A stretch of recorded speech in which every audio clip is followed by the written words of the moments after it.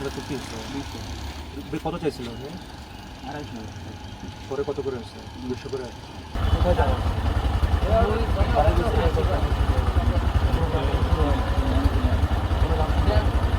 এটা রেগুলার ভাড়া দিবেন, ঠিক আছে? রেগুলার ভাড়া যেটা আছে সেটাই দিবেন।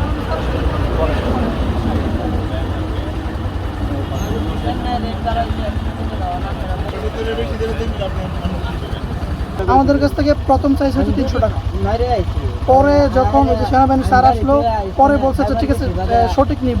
পরে আবার স্যার চলে গেছে, পরে বলতেছে নিবে না। গাড়ি ড্রাইভার কি করছে, ওনারা একজন ভাত খাবে, একজনের ইঞ্জিন গরম হয়ে গেছে, একজনের অসুস্থ শরীর যাবে না, এরকম করতে করতে গাড়ি জমা হয়েছে মিনিমাম 20-30টা। ওনারা যাবে না, ভাড়া বেশি নিবে না, 300 টাকা করে নিবে।